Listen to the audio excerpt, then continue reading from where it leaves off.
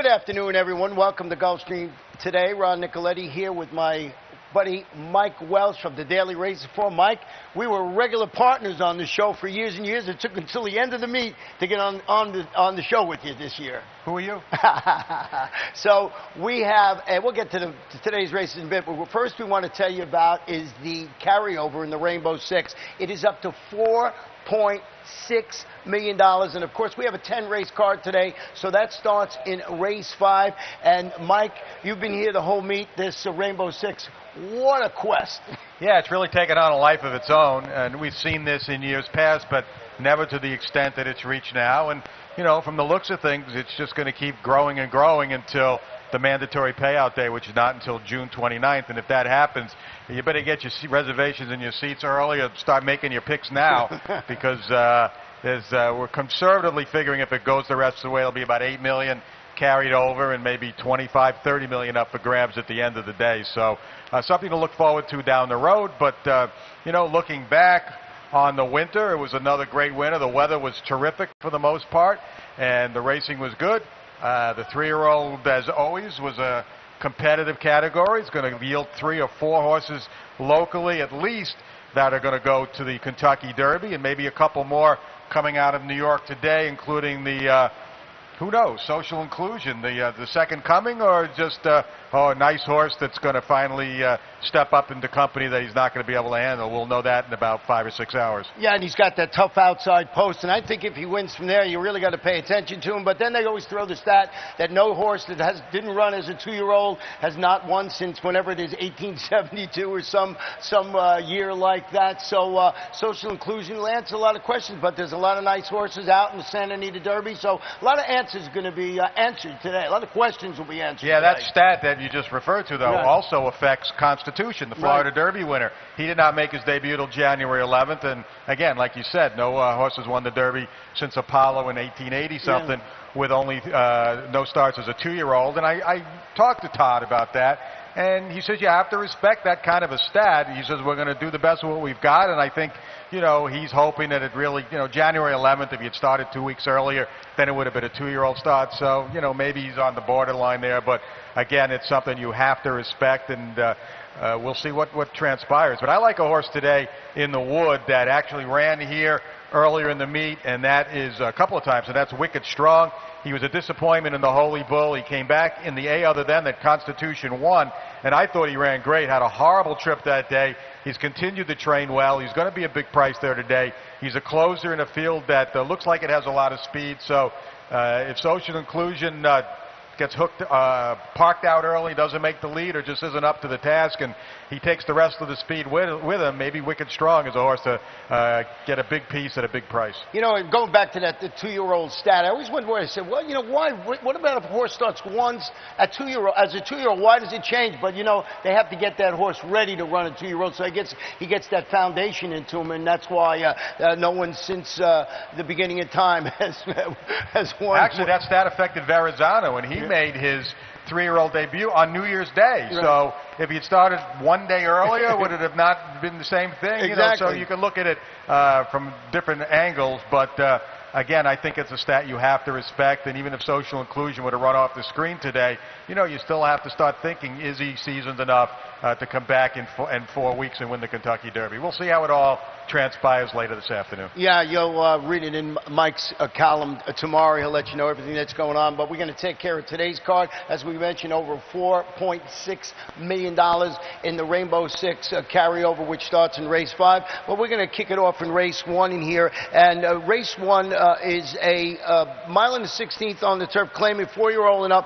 Non-winners are 3 in life, 16,000. And I know you wanted to show the last race of the 7-horse today, Get Back, his race on March 19th. I believe it was race 4. We're going to pick it up at the top of the stretch. He was the 2-horse. Right, and the number 1 horse in here is Smarts, who also comes out of this race. You see the 2-horse in the blue. He's going to check. He's going to wind up getting checked in traffic here with no place to go. You see him checking up there and just gets taken out of it. Smarts also got taken up here, the gray horse. and then he comes flying late, where if you see the rider on the 2, at this point he just kind of wraps up. He knows it was all over for him. The one thing I like for Get Back also, this horse actually broke alertly, could have gone to the lead in there, and instead they took back and tried to rate him off the pace, and then he got in all that trouble. There's not a lot of speed in this field today. If he breaks from the outside, I'd love to see Elvis Trio. Just send him to the lead. Don't worry about traffic that way. So that's why I took a shot with him.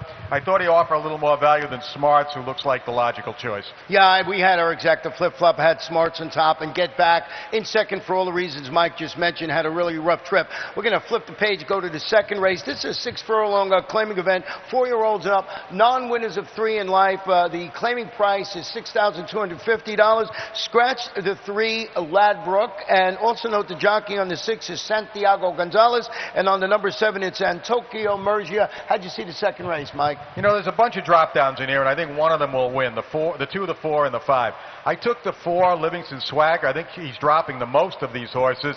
Last time out, finished 4th in a 6-horse field against much better after checking at the break.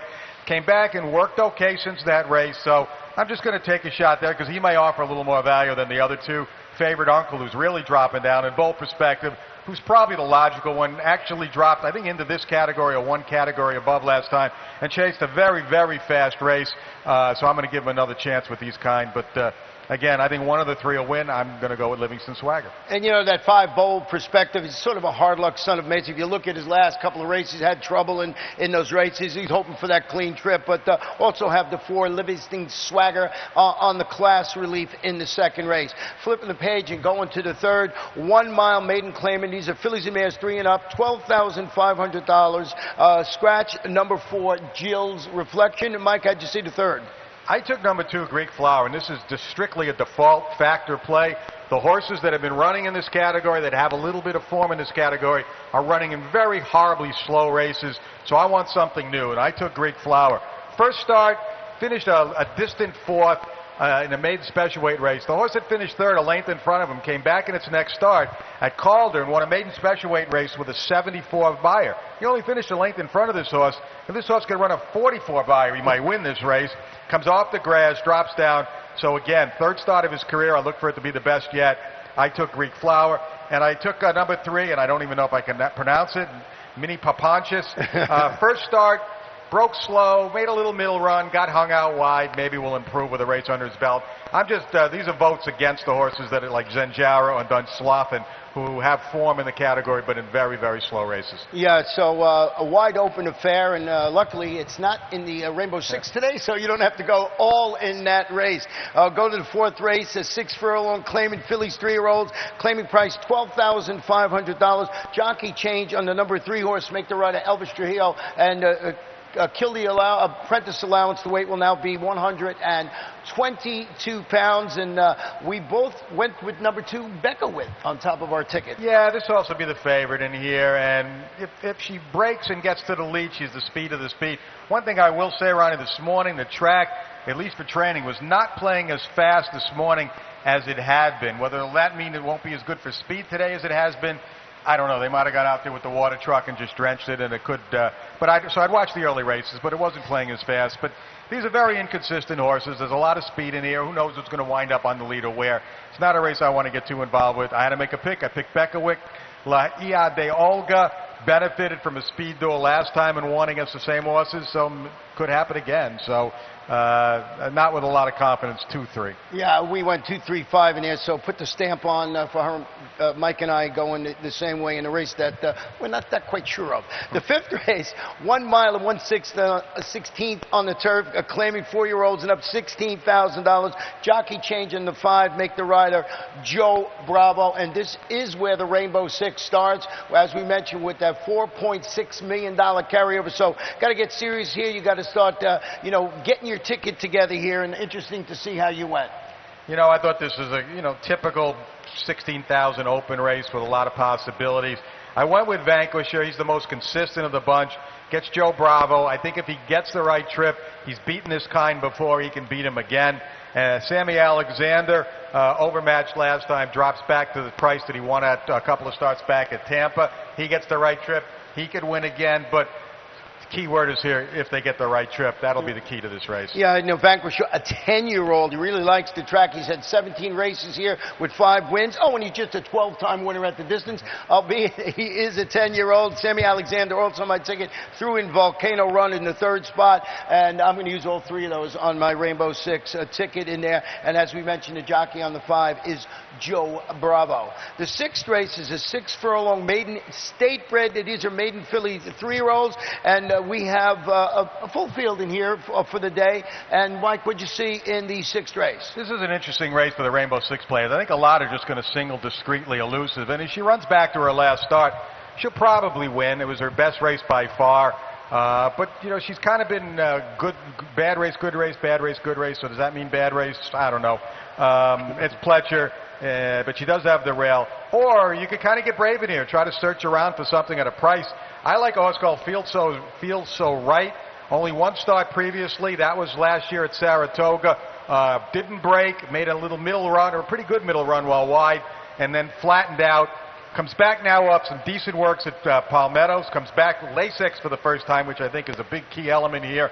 The horse that finished second in that race that day, Snowbell, happens to be her stablemate. She came out of that race and dead heated the second here earlier in the meet off the layup with Bridal Heiress, who has since come back and won 2 races. So that race was a pretty good race. So I've taken Feels So Right along with Discreetly Elusive.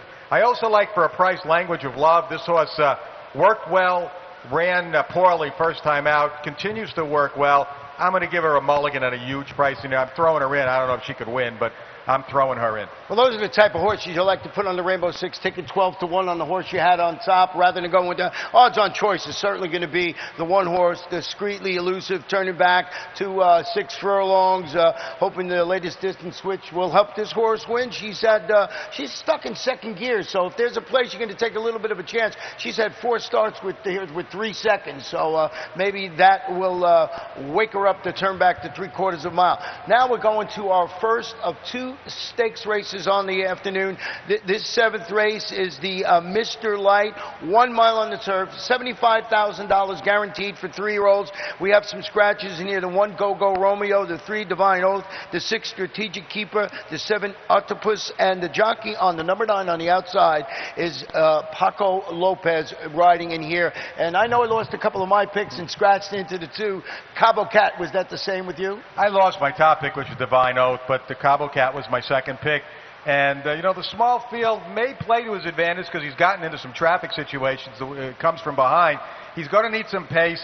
I think he's going to get it if El Mono Verde shows the speed I expect him to do, stretching out off sprints. And Yes, I'm Lucky shows his speed. I think Yes, I'm Lucky eventually is going to be the one to catch, but he hasn't run in a while. He could come up a little short. I think Cable Cat has held his own with much better, and if he can just get good position and stay clear of trouble, which he should in a 5-horse field, I think he's going to mow them down, and I like Cable Cat to finally get that elusive stakes win that he probably could have had earlier in the meet with better racing luck. Yeah, Yes, I'm Lucky hasn't been seen since he finished 4th behind Cabo Cat, and that was in the Dania Beach back on December 21st. The horse I didn't know much about, and I see you put it on the ticket, actually added it after the scratches, was the 5 Master Lightning, trying to turf in Todd Pletcher, coming up empty in both the Grade 3 Gotham and that $100,000 stake at Laurel. Has the breeding, but it seems to me they're just trying to find, you know, a surface in a spot where this horse can win. Yeah, I think that sometimes Todd will just experiment like that with a horse that he knows his ability. Maybe he's not running to its ability on the dirt, so let's throw it on the turf and see what happens. It does have a little bit of breeding, and, you know, lo and behold, he might find out he's got a better turf horse than a dirt horse on his hands. So, you know, being it's Todd, you got to respect it.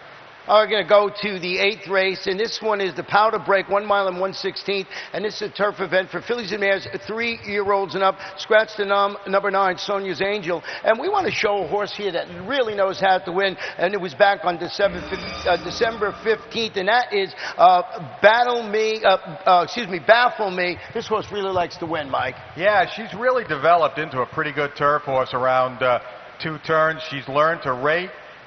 Whereas before she would just go to the lead and try to hold on. She's shown some ability to sit back off horses now, but she also has that speed. These are 7.5 furlong races he's sitting off of. You stretch out to 1 mile and a 16th, there's less speed in those kind of races. So even though it looks like some horses have some speed in here, when I talked to Mark Hennig, he said that's 1 mile and a 16th speed. My filly's 7.5. I expect to see her right up on the lead if not on the lead today. She's been away for a while, but she seems to be training okay. He's looking for bigger fish to fry down the road, but this was a good spot to get her started off the layoff. So I like Baffle Me. I think especially if she can get loose. You know, Julie's Love is the class of the field. She's been away even longer. Right. She's been training well, according to Mike Vesey up at Palmettos, and it's Graham Motion, so you know he's going to have her cranked and ready. So I think one of these two are going to win. If Baffle Me could get loose and get the right trip, maybe she'll hold on. If not, Julie's Love, maybe the one to pick her up. I think they're going to fight for favoritism here. I think they're both going to be somewhere in the vicinity of 8-5 to 2-1 when the smoke clears. Yeah, you know, we don't get to go up to Palmettos and see the works, but if you read the bottom, the workout pattern on the number 2, Julie's Love, really a nice workout pattern. As you mentioned, Graham Motion, hard to leave him off any ticket coming off a layup. I like Baffle Me for all the reasons you mentioned. Just loves it here. 4 starts, 2 wins, a second and a third. Our 9th race today is a 1-mile allowance, optional claimer for 4-year-olds and up $25,000. And I had the number 6 Palm Island on the top of my ticket, and you did too. Want to show this horse had a little bit of trouble at the start and then got boxed in. So we will show that race. You'll see she comes out, Mike, and gets in some trouble right at the get-go. Yeah, you don't have to tell me about this one. I picked him that day. I bet him that day. Right. And it was a real tough beat. It was an unlucky trip that started with the slow start. Right. Had the horse broken a little bit better and gotten some more position, maybe he would have avoided some of the trouble he got later, but now you see him, the number 3. He's caught in behind horses with plenty of run. He has nowhere to go. And, you know, you bet on him. You're yelling, you know, go outside, get it clear, which he does, but he loses a lot of ground and momentum here when he does it. Still looked like at the top of the stretch maybe he was going to run these horses down, and he just fell a little bit short. So I know he had the bad trip in there. A lot of people saw it. I think he might be a little overbet. This is a pretty tough field, you know, and that day was 5 or 6 to 1. Today's going to be 2 to 1, and you got Go Bernie Go for George Navarro coming off a really fast race around 2 turns at Calder. Now he goes 1 turn here, same distance, but 1 turn. If he gets loose on the lead and speed is carrying here, look out, it may be over. You've got Dramedy, who seems to be training really well for his return up there, and he showed big promise earlier in his career in California. And then you have Lent, and if you look at this horse's pattern of numbers, he gets improving. It's his 2nd start off the layoff for a guy named Ian Wilkes, who kind of specializes in that stuff. So I think you've got 4 legitimate contenders in here. So even though I'm picking Palm Island at the prices, I'm not sure I'm going to bet Palm Island, but you know, again, I think he's the one to beat if he can just get a better trip than last time. Well, we sort of have a little disagreement here because I made Palm Island my best bet, and I was thinking single him in a Rainbow 6 ticket. That just goes to show you how hard it is. Also have Go Bernie Go and the 3 Lent on my ticket for all the reasons that Mike mentioned. Now, our final race on the Saturday card, the 10th race. This is 7.5 furlongs, maidens on the turf, fillies, 3-year-olds, and we're going to go back and look at Tizadina Former's last race. Well, chased the winner all the way around, but comes back today with first-time Lasix, so I'm thinking improvement's going to be here. Yeah, logically, this is definitely the horse to beat. He's a little green here, too. He's trying to lug in. If you look at him, he also got a little hot that day. Right. You can see it here. He got hot in the post parade. You could see it on him. He did, you know, held in gamely, actually, to finish 2nd. I thought at this point he might even be off the board. So definitely the one to beat. The Lasix should help him. I'd watch him a little bit today, see if he doesn't come over hot. I like him even better. You know, He doesn't get lathered up and everything. The one thing in the race is you don't know what you're running into in Chad Brown's first time, a Hope Cross. Right. This horse is bred for the grass. He's got 2 siblings that have run on the grass in Europe, and they weren't great, but they ran well over there. It's Chad Brown. I've got some good workout reports from Mike Vesey on this horse up north at Palmettos. So I'm sure one of these 2 are going to win the last race. It's just a matter of whether Hope Cross is good enough off the bench or if Tizadina Former, again, if Hope Cross isn't, I think that this horse with a race under a belt and Lasix is a stick out over the others. Well, you know, it just goes to show how tough it is to hit this Rainbow 6, but it's a lot of fun. Even if you get 6 of 6 and don't get that 1 ticket, it's been playing pretty good. Yesterday, all chalk, I believe, you know, all first or second. Price logical horses and think pay $300 and something. So, right. It's a fun bet to get in, and as you know, it's only a 20-cent wager as they go along. Well, Mike, what do you think? What do you expect after today? Do you think the smoke will clear and we'll know who there could be a possible favorite in the big classic Kentucky Derby? You know, possible if social inclusion, you know, runs off the screen again, he might wind up being the favorite despite the fact he's only run 3 times. If California Chrome wins big out in California, I think he's going to go there as the favorite, maybe even regardless of what Social Inclusion does. And we still have 2 more big preps left. I mean, we've got the Bluegrass next week, and we got the Arkansas Derby. You have Tapiture out there in Arkansas coming up, some big races. The Bluegrass, you know, it's on the poly track, so a lot of people kind of look askance at that race. But I think you've got some good horses going there this year. It's going to be a big 14-horse competitive field, as it seems to be all the time. It's the last chance for a lot of these horses to earn their way into the Derby. So, you know, we'll watch that one. But I think today might be the day where the Derby favorite might emerge.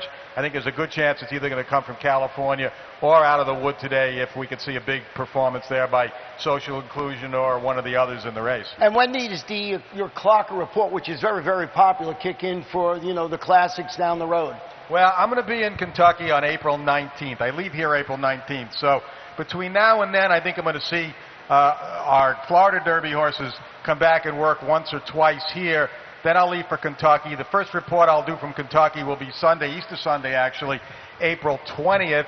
Barring, you know, if maybe Todd Fletcher's working 3 or 4 here on Sunday and nothing's happening there on Easter Sunday, I might stay here and then fly another day. But it'll be the 20th will be the start of the reports, right straight through then at Churchill Downs until Derby Day. Well, we'll see we'll know a lot more tomorrow. For Mike Welch of the Daily Race Reform, Ron Nicoletti, have a good afternoon. We'll be back for the first race in just a little while. Yeah, great working with you again, Ron. It was a lot of fun. Looking forward to the rest of the meet here. We're going to be running here all summer, so maybe we'll get together again 1 or 2 more times. Yeah, Friday, Saturday, and Sundays until November when we start adding days. Good luck, everybody.